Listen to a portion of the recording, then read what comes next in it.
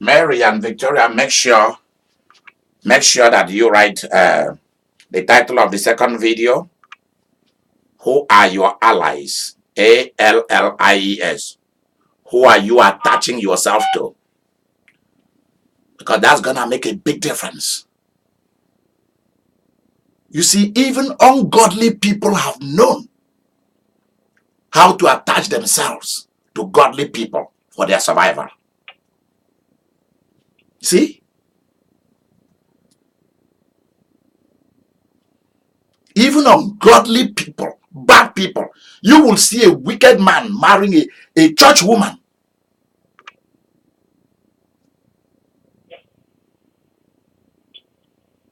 And trick those church people for their own survival. We are looking at 2 Kings chapter 3. Vicky, where did we stop? Verse 9. Verse number 9. Let's go. Go ahead. Okay.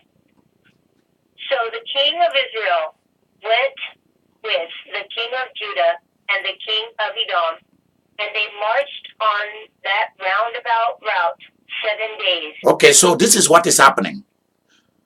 See, the allies is growing. They followed in the tradition of Abraham. Abraham never went to war by himself, never did anything, including transacting businesses, including buying land. Wherever Abraham was, he made peace with the people of that land, and they became his business partner. They also became his war partner. So if Abraham is going to war, different kings followed him to war. They fought alongside him. Do you have people who will fight alongside? If you are somebody that is always wanting to be alone, to be left alone, to do things alone, you can't succeed much in business or in life.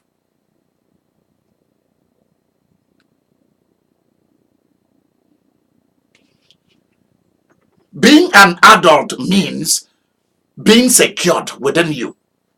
I've come across people who join my ministry and they are very controlling people. Why? Because they are insecure.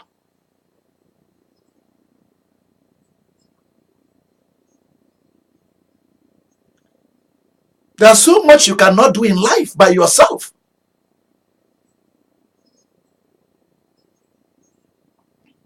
So they now have Edom,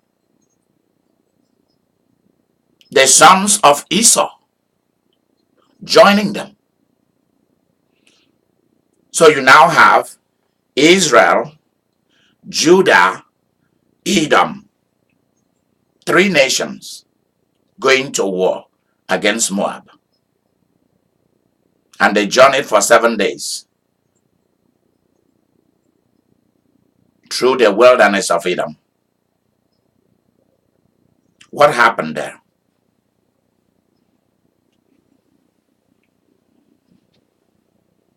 Continue. Okay. And tell us the verses. Make sure you tell us the verses that you are reading. Okay. I'm on part B, verse 9. Okay. In 2 Kings.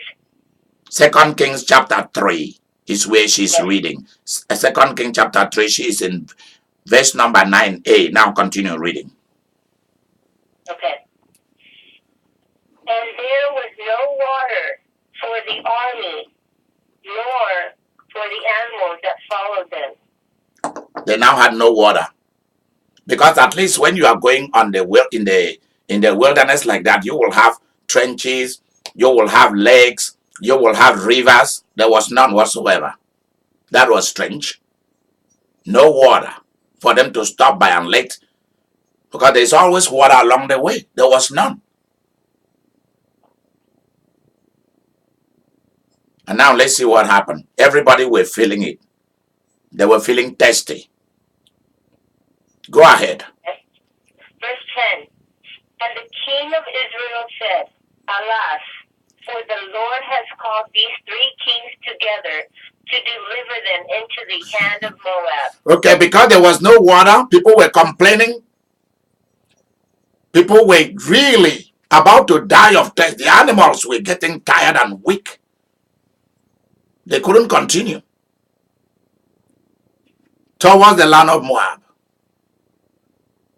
The first to always complain is the one that brought them together for war. Jehoram, the king of Israel, said, I sense that it's possible that God has brought three of us together so as to give us into the hand of Moab. Perhaps the evil that my father did is catching up with us. That's why you have to be careful about who you are attaching yourself to. Be careful. Continue. Because you may end up inheriting problems, inheriting sins, inheriting poverty, inheriting sickness that you were not prepared for. Everything look good right now until the problem begins. Continue. Verse 11. But Jehoshaphat said, Is there no prophet of the Lord here? Did you hear that? Did Lord you hear that? That was the same Jehoshaphat who said to the father of this man, Is there no prophet in Israel? Remember that? They have a lot of prophets in Samaria, but they were all prophets of Baal. They were all false prophets. There were prophets that would tell the king, they would tell the king whatever the king wanted to hear. We call them, we call this kind of prophets. What's the right name for them? Food and drink prophets. There were business prophets, prophecy for business. They prophesy for you for money. And what is it really? Are they really prophets? No. What are they really? Can somebody tell me what they really are? People who, when you go to them to pray for you, they simply pray for you. They do not tell you what the Lord really says. What do we call those people? What is their stock in trade? People that you go to, you report a matter, instead of God speaking through them, they tell you what you want to hear. What do we call them? Liars? They are liars, but what is the right name for them? Deceivers. Yes, they are deceivers, but what is the right name for them? False prophets. Huh? False prophets. False prophet. And who really are false prophets? Baal. And what are the two categories? What are the two categories of false prophets? What two areas do they fit into? Mediums and witches.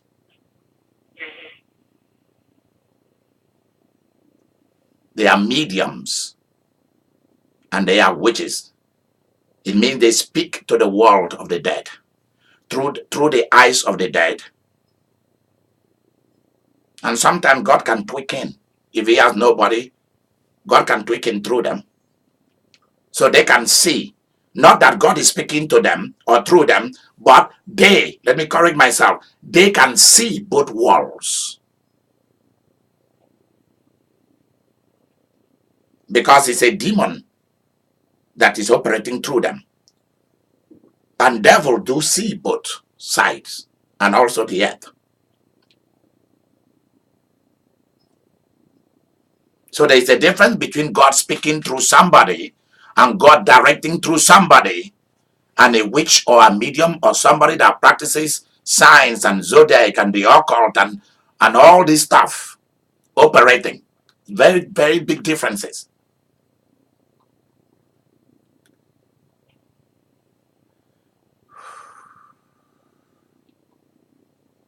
Continue to read. So Jehoshaphat said, is there no prophet of the Lord? Let's go there. What verse are you reading? Verse 11. Let's go to verse number 11. 10, 11. But Jehoshaphat said, Is there not here a prophet of the Lord? You see the Lord in capital letter, Lord.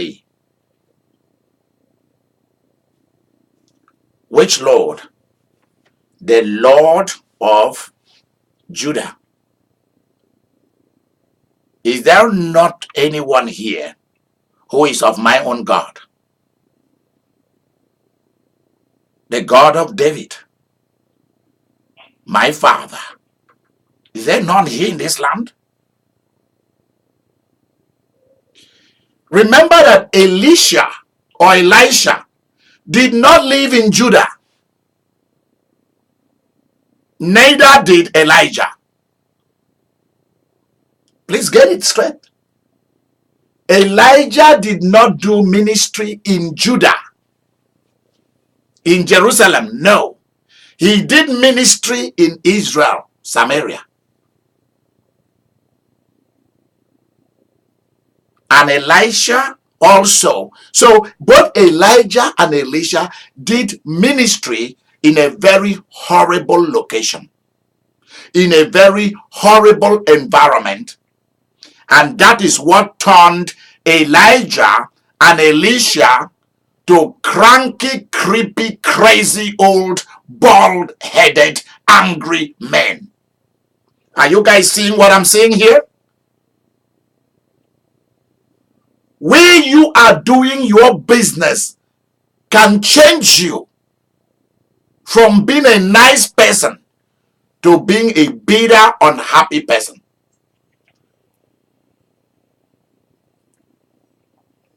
Elijah did ministry. Throughout his ministry, you never hear of Elijah smiling, happy, none. Same thing with Elisha. Because he lived in a country where the atmosphere was saturated with all forms of demonic activities and all forms of altars of darkness. And that's where he was drawn to do ministry. Horrible. Now you can tell why they cast out people. Why Elijah will shut up the heavens and there was no rain. Why he will ask for God to show up in fire. Different things. Because that was the environment in which he lived. Your environment will produce what God didn't want to be producing you.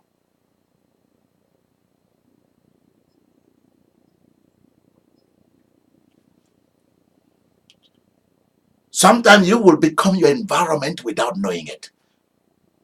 Please let me tell you something. If you live in Las Vegas, listen carefully to what I'm going to tell you. If you live in New York, Miami, if you live in Los Angeles, San Diego, listen to me.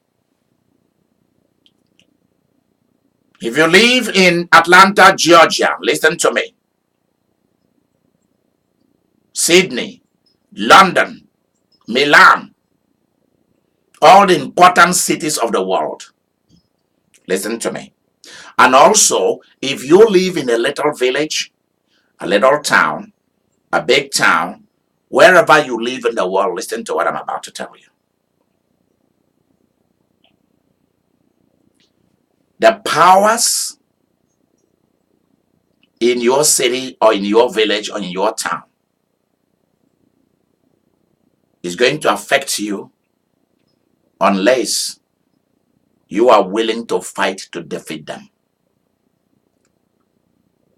And not only that, whatever force that dominate your nation is going to affect you. You're going to come under it one way or the other, unless you understand what I'm saying.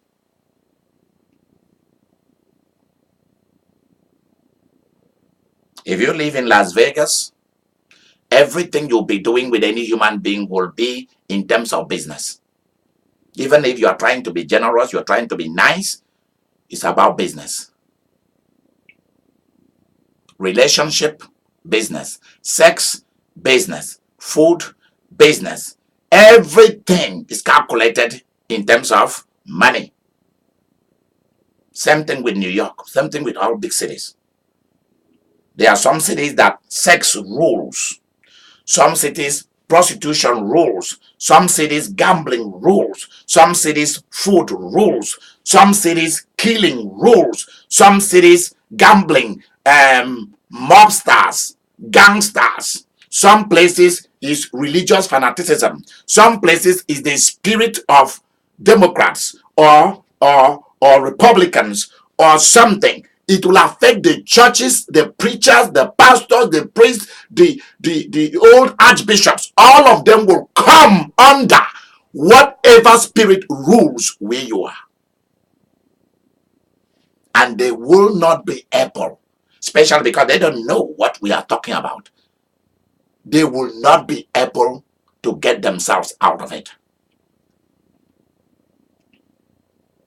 unless they understand what we are dealing with. And then they take authority over their cities, over wherever their locations are. And many a times, when Christians or Muslim or Hindus or Buddhists or whatever idea or philosophy or political group, when they take over, whether it was good or evil, it begins to operate and pressure everybody towards that idea. If you don't belong, you either move away or you begin to live a life of constant struggle and poverty because you've not come under that idea or philosophy or political group.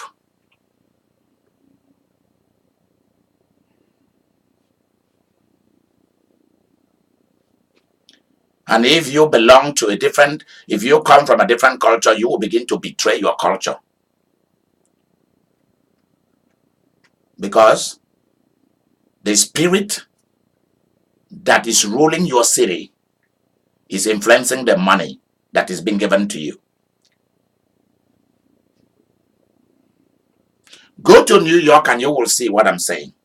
New York is mainly under the influence of the Irish and the Italians.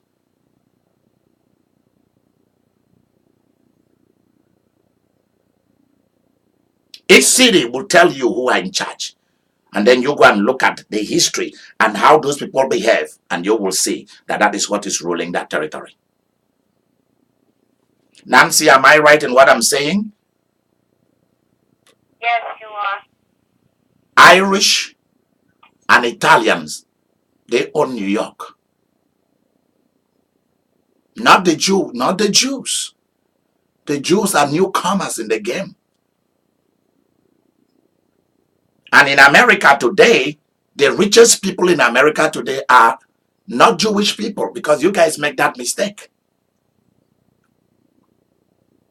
Who are the most richest people in America today? Whose descendants are there? Are they Jewish or Irish or Italians or French or English? Who are the richest? Please, somebody tell me. In America today.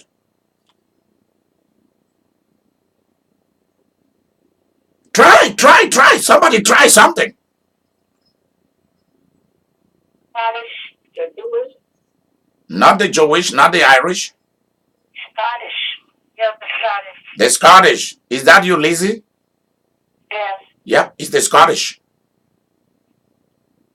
They are the quiet, they are the calm, they are the calculated, they are the frugal, the best managers of money and material resources are the Scottish, my ancestry line.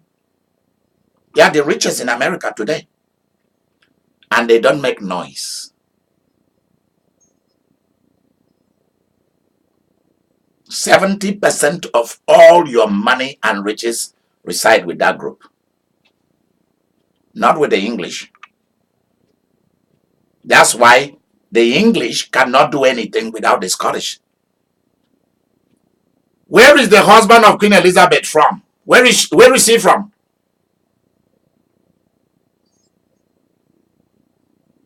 Where is the husband of Queen Elizabeth, the head of the house of Tudor?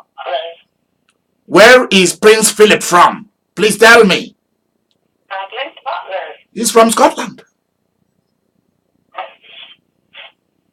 Who fights the wars of the English? Who fight the war for them? Who build for them?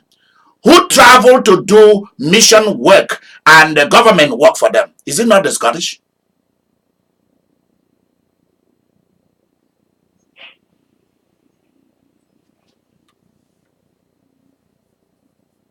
Continue reading, my dear. Okay. So one of the servants of the king of Israel answered and said, Elisha, the son of Shaphat, is here, who poured water on the hands of Elijah. Did you hear what they said about Elisha or Elisha? What did they say about him? He pours water by the hands of who? Elijah. Geneva, are you looking at the time? Please stop me when it's 20 minutes. Please, please, please. Yeah. Do you see what the servant is saying about Elisha or Elisha?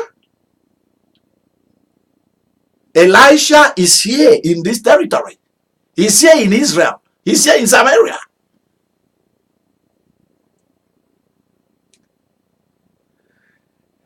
The one that pours water. You see, Elijah was called the chariot and army of Israel.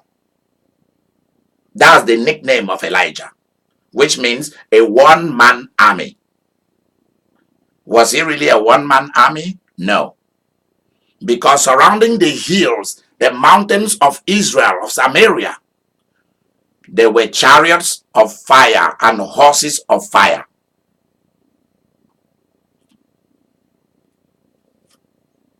So he was the army of the Lord on earth. That's why when I read about Elijah running away from Jezebel, I felt really very bad about it.